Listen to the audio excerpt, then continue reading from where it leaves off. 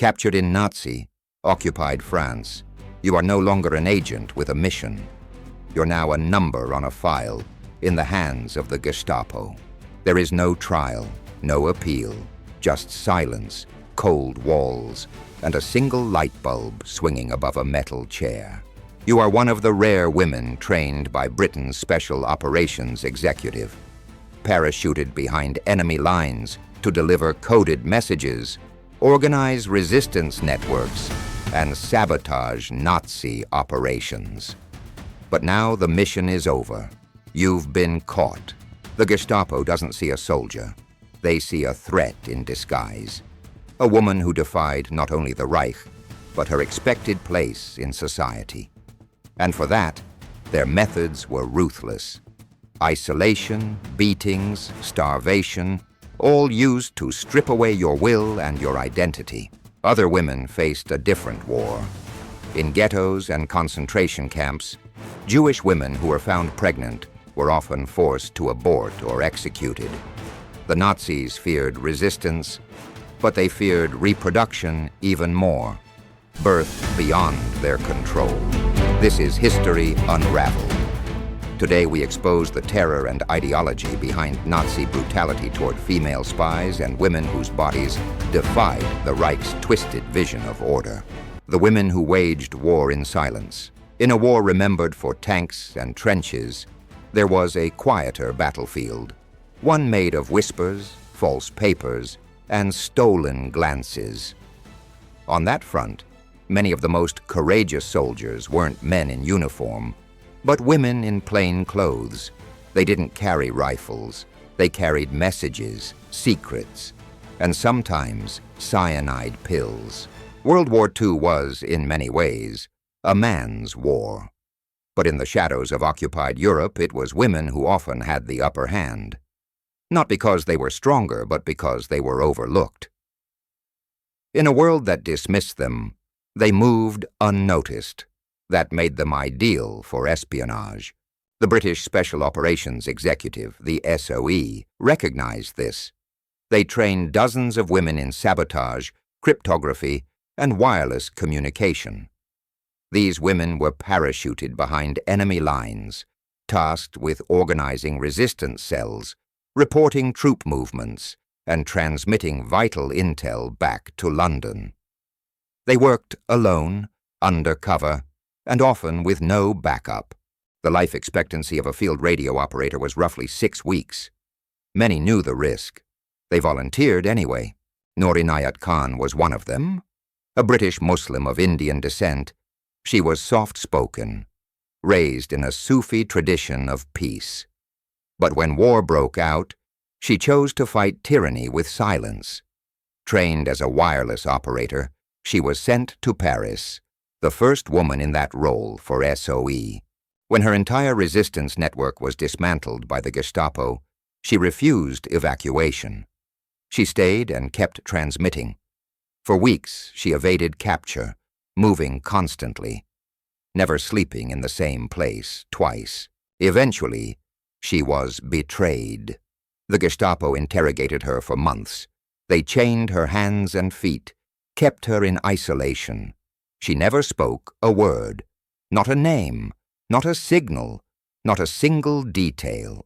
In 1944, she was taken to Dachau. Her final word, according to post-war testimony, was reportedly liberté. Virginia Hall was a different kind of legend. Born in Baltimore, she lost her leg in a hunting accident before the war and wore a wooden prosthetic. Rejected from the U.S. Foreign Service, she joined the British and became one of the most effective Allied agents in France. Disguised as an elderly peasant woman, she organized sabotage efforts, trained fighters, and helped hundreds of Allied airmen escape. The Germans called her the most dangerous Allied spy. When the Gestapo closed in, she escaped by hiking across the Pyrenees on foot with one leg. Christina Skarbek, also known as Christine Granville, was a Polish aristocrat who became Britain's longest-serving female agent. Her beauty disarmed, but her mind was sharp and fearless. She once bit her tongue until it bled to fake tuberculosis and escape Gestapo custody. Another time she bluffed her way into a prison and secured the release of 2 fellow agents. After the war, Churchill reportedly called her his favorite spy. She was murdered in London in 1952 by a rejected admirer. She survived the Nazis, but not peace. These women didn't fight for medals or headlines. They fought because someone had to, because freedom needed them, because nobody expected it from them. And yet their gender was both an asset and a curse. It gave them cover. But if captured, it exposed them to a particular kind of cruelty. They weren't just interrogated.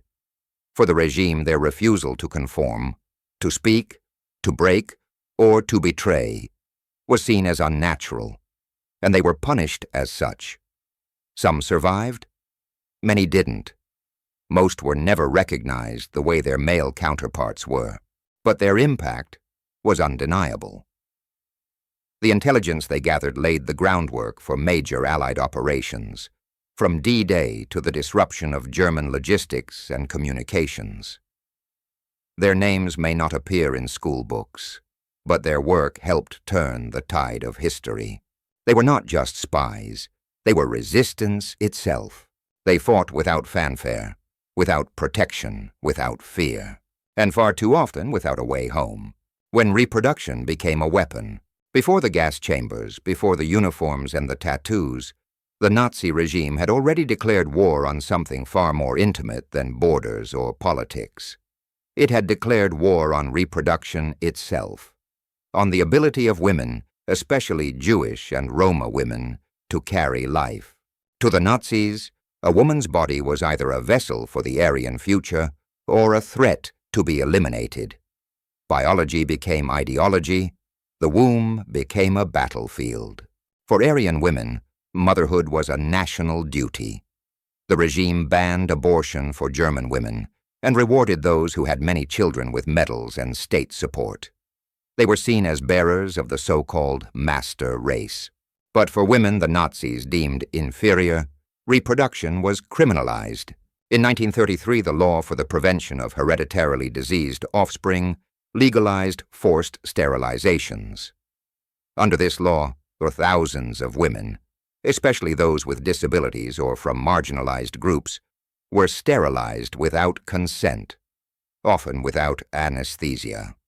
The aim was to eliminate unfit bloodlines. In 1935, the Nuremberg laws banned marriage and sexual relations between Jews and non-Jews. Children from such unions were labeled a danger to racial purity. The regime's obsession with controlling bloodlines soon found its most brutal expression in the camps. Pregnant women arriving at ghettos or concentration camps often tried to hide their condition. But guards were thorough. In many documented cases, pregnant prisoners were selected for immediate execution.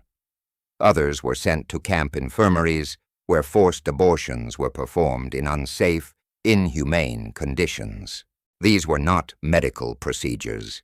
They were acts of violence carried out without proper care, hygiene, or anesthesia. The goal was not health, but erasure.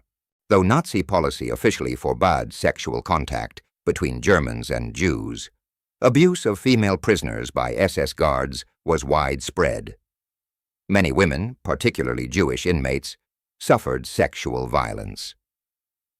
If pregnancy resulted, these women were often punished, not only for the act, but for the perceived violation of racial laws.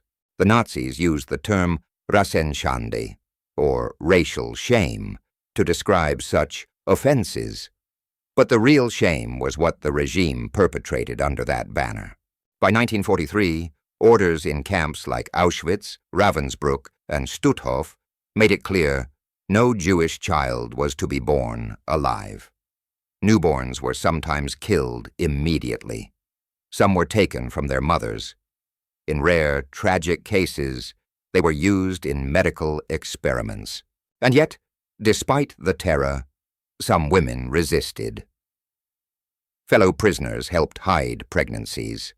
Some women gave birth in secret, without tools or supplies, only hands, blankets, and courage.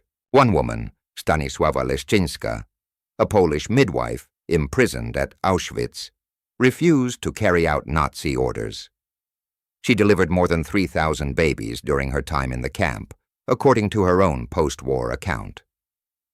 Few infants survived, but she persisted, risking death to bring life.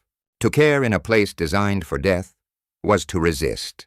In the Nazi worldview, Aryan reproduction was celebrated. All other life was targeted for elimination. The camps were not just sites of execution. They were where the very idea of generational survival was extinguished. For Jewish women, pregnancy was not merely a personal matter. It was political, dangerous. And for those who endured or helped others endure, it was an act of quiet, radical defiance.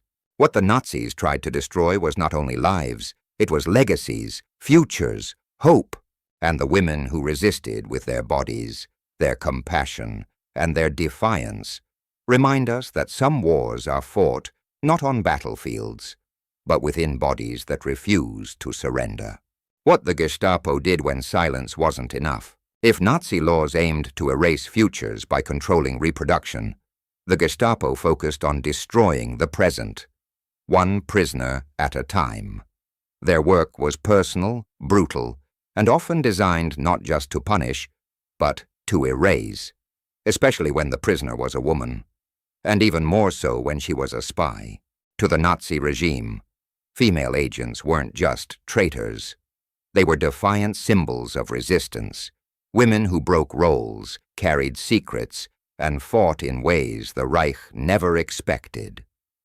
Their courage shattered propaganda myths of male superiority, and the Gestapo responded with calculated cruelty. When captured, these women were not treated as soldiers. They were isolated, starved, beaten, and interrogated endlessly. If pain didn't yield answers, humiliation followed. Their gender made them targets for degradation, their silence seen not as resilience, but rebellion. Nur Inayat Khan, the first female wireless operator sent into occupied France by Britain's SOE, endured months of solitary confinement in chains. Betrayed, captured, and transferred between prisons, she never broke under interrogation. Her defiance was absolute. In 1944, she was executed at Dachau. A witness later recalled her final word, liberté. Violette Sabo, another SOE agent, was captured during a mission in France and sent to Ravensbrück. She had already lost her husband in battle and left behind a young daughter to serve the cause. In the camp, she was beaten, forced into labor, and eventually executed with 2 others. The Gestapo left no detailed record. Odette Sansom was also arrested and subjected to repeated torture. Burned with irons, her toenails torn out, threatened with the execution of her loved ones, yet she never gave them what they wanted. Her deception was so consistent that the Gestapo failed to realize she was the agent they had been hunting. She survived, though physically and emotionally scarred for life. Many more women remain unnamed. Civilians, couriers, local resistance fighters, women who were arrested, tortured, and killed with no documentation. The Gestapo recorded much of their work meticulously, but when violence became too intimate, too barbaric, the records often went silent. That silence is telling, because for the Gestapo, violence was not just a means to an end. It was a warning, an example, a message to all women who dared to act like men or act at all. But for every woman they tried to break, there were others who held firm, who endured the beatings, the threats, and the solitary cells, and gave them nothing in return. Their silence was louder than any confession.